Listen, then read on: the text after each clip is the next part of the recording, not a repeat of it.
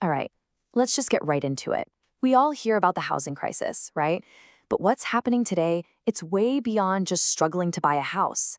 For so many Americans, it's about the struggle to find a place to live, period. The whole idea of just having shelter is getting shaky, and it's starting to hit people you would never, ever expect. Get this. That quote, it's from a woman with a fantastic 798 credit score and an income deep into six figures. And she is getting turned down for rentals with no clue why. Her story isn't just about bad luck. It's really the first major sign that this system is completely broken. And that leads us right here to what we're calling the new rental reality. We're in a market now where even a great salary just doesn't guarantee you a home anymore. This isn't a low-income problem. It's a problem that cuts across every single income level. And this is where it gets truly wild. You've got the high earner with amazing credit on one side, denied. Then on the other, a single mom applying for a low-income unit. They told her they wouldn't even check her credit, and then boom, denied her for having bad credit. For two people in completely different financial worlds, the result is exactly the same. No place to live. I mean, you can just feel the desperation in her voice. Here's a woman who's worked her entire life, got into debt during the pandemic, like millions of others did, and now she's just stuck. She's living with her mom and feels totally homeless because there's just no way out. If you can't even get into a low-income unit, where on earth are you supposed to go? So what's the big roadblock? Well, a lot of the time it comes down to that 3 times income rule. For a simple studio apartment, a landlord might demand you prove you're making $4,500 a month. As one teacher pointed out, she didn't even make that much, period. This one little rule can just slam the door on tons of essential hardworking people. So, okay, renting's a nightmare. What about buying a house? Well, if renting is a tricky maze, then trying to buy a home today has become an absolute minefield, full of insane interest rates and, maybe even worse, really, really bad advice. Take a look at this case. A registered nurse, single income, zero debt, and a practically perfect 808 credit score. You'd think she's a dream applicant, right? Well, even with all that, she was quoted a 6.5% interest rate. Her mortgage payment would have been more than one of her entire paychecks. For her, it's not just hard, it's literally impossible. And on top of those rates, there's this other hidden danger. This quote, it comes from a mortgage advisor who's been in the business for over a decade. And she's warning that she's seeing a massive number of lenders just messing up. They're pre-approving people who have no business being pre-approved. They're not advisors. She calls them rate dealers who just say yes to get you in the door. And this creates a devastating trap. A buyer gets one of these weak pre-approvals. They go under contract.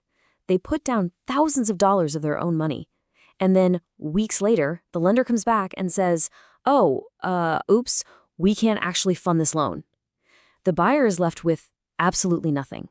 Their money is gone, and their entire life is just thrown into chaos. And hey, even if you navigate all that and actually succeed, just look at the price of winning. This family in California bought a home even after they put 20% down, a huge chunk of money. Their final monthly mortgage with taxes and insurance is over $5,000. That's an incredible amount of pressure to live under, month after month after month. So you'd think for these prices, these absolutely astronomical prices, you'd at least get a decent quality place to live, right? Well, let's see about that. The reality is, what we're seeing is a total collapse in quality. People are paying so much more for so much less. Okay, check out this apartment in Los Angeles. The rent is nearly $2,500 a month.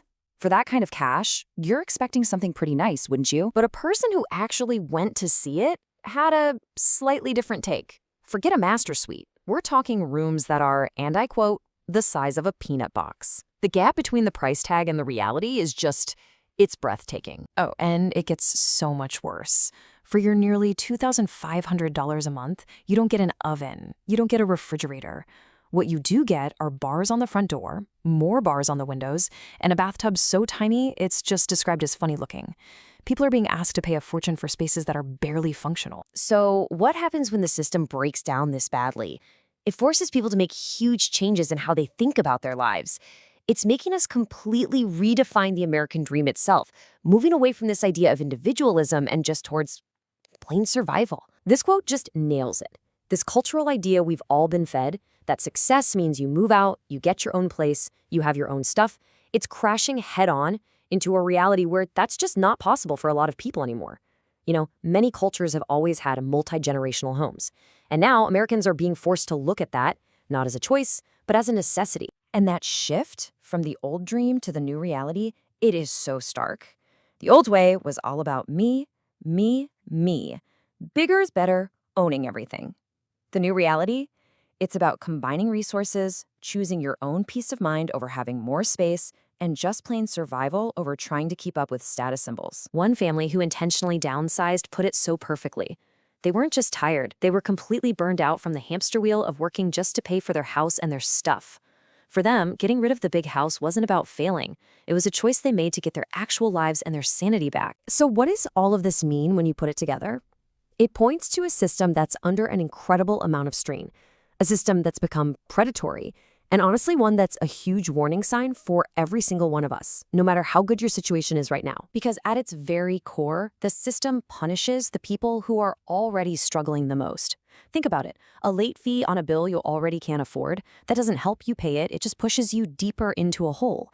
It's a vicious cycle that feeds on people when they're at their most vulnerable. And if you want to see just how disconnected from reality prices have become, look no further than this. A woman bought her house for $360,000. Just 2 years later, it's valued at nearly $420,000. That's a $60,000 jump. And even she admits, no way, the new price is not worth it. And this all boils down to a final, really serious warning.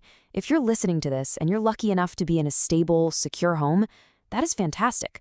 But in a system this fragile, one bad break, a job loss, a health crisis, can change everything for you in the blink of an eye. This isn't someone else's problem. It's a risk we all share. Which really leaves us with this one final nagging question. People are sacrificing their savings, their mental health, their time with their families, all for the most basic human need, shelter. You really have to stop and ask yourself, is the price we're all paying for a roof over our heads in America today, is it actually worth it?